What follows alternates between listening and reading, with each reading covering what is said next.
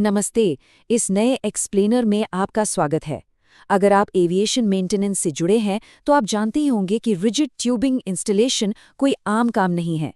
एक senior inspector होने के नाते मैं आज आपसे सीधी बात करूंगी कि एक अप्रेंटिस के काम में एब्सोल्यूट प्रिसिजन यानी पूरी तरह से सटीकता ही उनका इकलौता स्टैंडर्ड क्यों होना चाहिए। देखो, हवा में गलती की कोई गुंजाइश नहीं होती, राइट? एक बेहतरीन टेक्नीशियन हमेशा एक सेट सिलेबस फॉलो करता है। आज हम ट्यूबिंग के पूरे लाइफ साइकिल को ट्रैक करेंगे। शुरू करेंगे प्री इंस्टॉलेशन सफाई से, फिर अलाइनमेंट और टॉर्क, फ्लेयर्ड और फ्लेयरलेस का फर्क, लीक्स कैसे पकड़ें, फ्लेयरिंग के डिफेक्ट्स और आखिर में ट्यूबिंग डैमेज के रिपेयर लिमिट्स पर बात करेंगे। तो चलिए शुरू करते हैं। सबसे पहले जो आपका सबसे बड़ा हथियार है, टेक्निकल मैनुअल M7B9.6। देखो, इस मैनुअल को फॉलो करना कोई ऑप्शन नहीं है, ये एक अनिवार्य रूल है। ये प्रोटोकॉल्स ना किसी भी एयरक्राफ्ट की मैकेनिकल इंटेग्रिटी की रीढ़ की हड्डी होते हैं। एक नए अप्रेंटिस के लिए ये मैनुअल लिटरली सबसे बड़ा मार्गदर्शक होता है। तो हमारा पहला स्टेज है प्री इंस्टॉलेशन क्लीनलीनेस।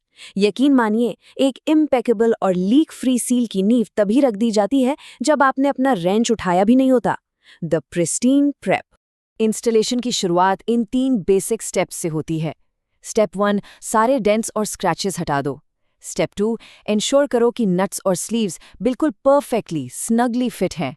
और स्टेप 3, पूरा असेंबली किसी भी तरह के कचरे या फॉरेन मैटर से बिल्कुल 100% साफ होना चाहिए। एक अप्रेंटिस को सबसे पहले इस सीक्वेंस को मास्टर करना पड़ता है ताकि ट्यूब की कंडीशन बिल्कुल फ्लॉलेस रहे। चलिए अब दूसरे फेज पर आते हैं, अलाइनमेंट और टॉर्क। यहाँ एक perfect metal to metal seal और एक तबाही भरे फेलियर के बीच का फर्क बिल्कुल रेजर थिन होता है। कोई भी इंस्पेक्टर आपसे हमेशा इम्प्रॉपर टॉर्क के दोहरे खतरे के बारे में बात करेगा। अगर आप ओवर टाइटन करते हैं तो फ्लेयर की स्ट्रक्चरल इंटेग्रिटी नष्ट हो जाती है, नट्स खराब हो जाते हैं, ट्यूब शेयर हो सकती है। और अगर अंडर टाइटन किया तो सिस्टम लीक होगा या फिर प्रेशर आते ही लाइन पूरी तरह से ब्लो आउट हो जाएगी। दोनों ही सिचुएशंस कैटास्ट्रोफिक हैं। 0.025 इंच। सेफ्टी रूल्स के हिसाब से टाइटनिंग शुरू करने से पहले फ्लेयर और शोल्डर के बीच बस इतना ही क्लियरेंस होना चाहिए। ये स्ट्रिक्ट रूल इसलिए है क्योंकि कई बार लोग नट का इस्तेमाल करके एक गलत अलाइंड ट्यूब को जबरदस्ती खींचने की कोशिश करते हैं। ये आदत बहुत डेंजरस है। आगे बढ़ते हैं तीसरे पॉइंट पर, फ्लेयर्ड और फ्लेयरलेस इंस्टॉलेशंस। एक टेक्नीशियन को देखते ही पहचानना आना चाहिए कि कौन सा सिस्टम है, क्योंकि दोनों के इंस्टॉलेशन के नियम जमीन आसमान का फर्क रखते हैं। देखिए, फ्लेयर्ड असेंबलीज पूरी तरह से मेटल टू मेटल कॉन्टैक्ट पर काम करती हैं। इसमें किसी भी तरह का सीलिंग कंपाउंड अलाउ नहीं है, जीरो। वहीं दूसरी तरफ फ्लेयरलेस असेंबलीज में एक कटिंग स्लीव होती है जो ट्यूब में बाइट करती है, और इसमें हाथ से लेकर रेंच तक का एक बहुत ही स्पेसिफिक टाइटनिंग सीक्वेंस होता है जिसे स्ट्रिक्टली फॉलो करना होता है। अब बात करते हैं चौथे पॉइंट की, फ्लेयरलेस असेंबलीज के लीक्स को कैसे टेस्ट करें। आपकी इनिशियल फिटिंग चाहे कितनी भी फ्लॉलेस क्यों न लगे, फ्लेयरलेस ट्यूब्स के लिए रिगरस प्रेशर टेस्टिंग करनी ही पड़ती है। ये नॉन नेगोशिएबल है। ये टेस्ट सीक्वेंस याद कर लीजिए। पहले हाथ से टाइट करें जब तक रेजिस्टेंस ना मिले, फिर रेंच से ठीक 1/6 टर्न लें, न कम न ज्यादा। उसके बाद प्रेशर टेस्ट। अगर अभी भी लीक है तो आपको ध्यान से सिर्फ 1 और 1/6 टर्न लेने की परमिशन मिलती है। और यहाँ आता है सबसे बड़ा रूल, 1/3 टर्न। ये एब्सोल्यूट मैक्सिमम टाइटनिंग लिमिट है एक फ्लेयरलेस फिटिंग के लिए, एक पत्थर की लकीर। अगर आपने इसे क्रॉस किया तो स्लीव हमेशा के लिए परमानेंटली डैमेज हो जाएगी और आगे डेंजरस फेलियर्स हो सकते हैं।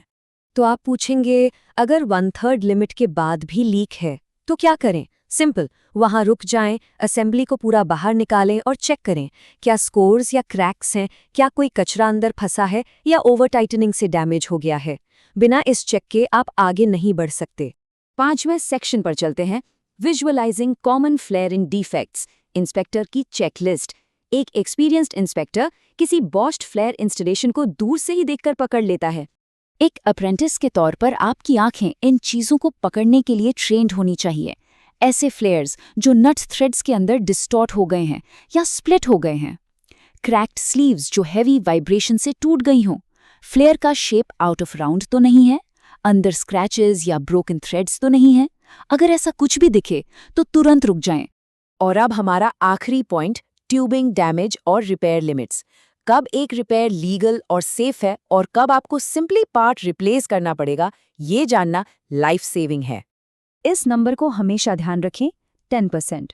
अगर एल्यूमिनियम एलॉय ट्यूब पर कोई छोटा स्क्रैच या निक है तो हैंड टूल से बर्निशिंग सिर्फ तभी अलाउड है जब वो डैमेज ट्यूबिंग की वॉल थिकनेस से 10% से कम गहरा हो। इस लिमिट के पार हैंड टूल्स बिल्कुल बंद। इसके अलावा एक बहुत ही स्ट्रिक्ट नियम ये है कि बर्निशिंग रिपेयर पूरी तरह से मना है अगर डैमेज किसी बेंड के हील यानी बाहरी मुड़े हुए हिस्से पर है, वहाँ प्रेशर पॉइंट्स अलग होते हैं, तो ऐसी सिचुएशन में सीधा रिप्लेसमेंट ही अकेला सेफ रास्ता है। तो इस एक्सप्लेनर के आखिर में खुद से ये पूछिए, जब आपके रेंच का एक छोटा सा टर्न ये तय करता है कि मिड फ्लाइट में सिस्टम सेफ रहेगा या ब्लो आउट हो जाएगा, तो क्या आप हर इंस्टॉलेशन को पूरी सटीकता के साथ कर रहे हैं?